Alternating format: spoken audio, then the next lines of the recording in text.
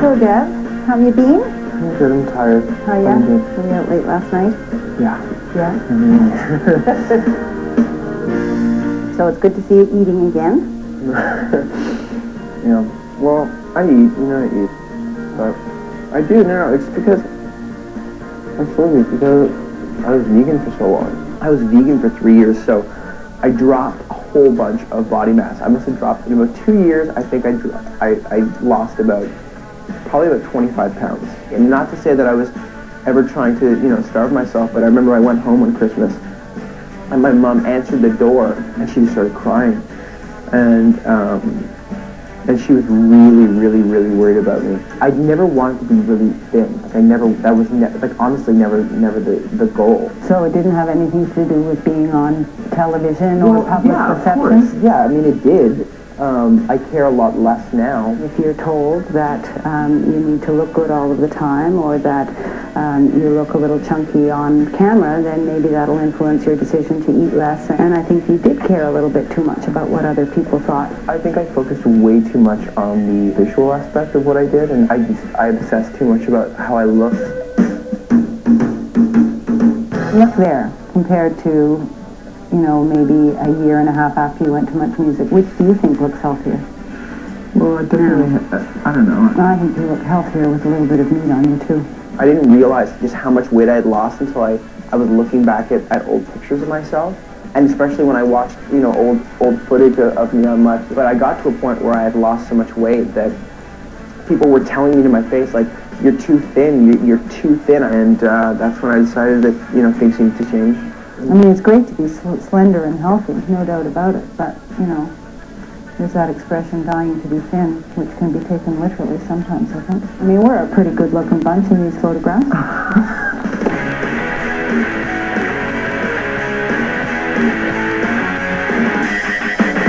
So Pat and I have been friends for, I don't know, for like 8 years now, at least. We're huge pop culture fans, so I thought it'd be a good idea to bring Patrick into a magazine store and take a look at a bit of a male perspective on things, especially with the images we see in the media. So you want to start over here? As you're taking a look at a magazine like this, what's the first thing that comes to your mind when you see this? You obviously know that I don't read stuff like this, and I just try and ignore it. People think that this is attainable. It's this person's job to look like this. So while you're at work doing your job, or while you're at school, this guy's in the gym 6 hours a day. That's the only way to look like this. People don't just look this way. But we think that this is attractive because this is what's on the cover of the magazines, right? Because if we're constantly surrounded by it, obviously we're going to be brainwashed into thinking that this is the way one's body is supposed to look like. We're constantly surrounded by stuff like this, by television shows, by music videos, like what you work for, basically. You know, pretty much what I do for a living. What this guy does for a living. It's inevitable that we're going to be influenced by it, but it's just whether you tune into it or tune out of it, and I think people who are smart tune out of it.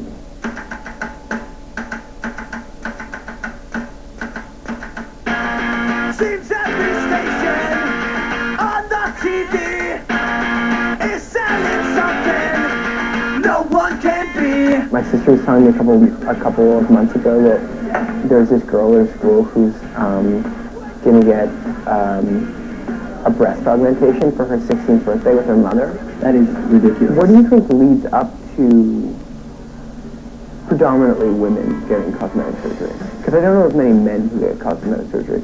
Certainly not many. Definitely, I feel like it's definitely starting to increase though. Really? Well, like if you look at all of your junk mail in your Hotmail inbox or Gmail inbox, and like it'll say like penis enlargement, it'll say like, I don't know. Did you ever date a girl with fake breasts? What would you say if your girlfriend told you she wanted to get a boob job? Hey, first of all, I would never, ever suggest something like that to anyone. No, what if she told you that she wanted to do that? She wanted one? I'd probably tell her that you don't need it, but if it would make you feel like a better person, then I guess go ahead, it's your body, right?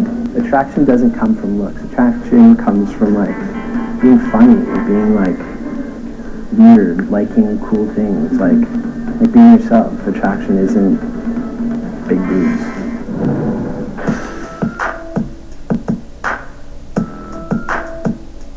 So So we've come to Oakville, Ontario today to meet with Rachel. She's 20 years old and she's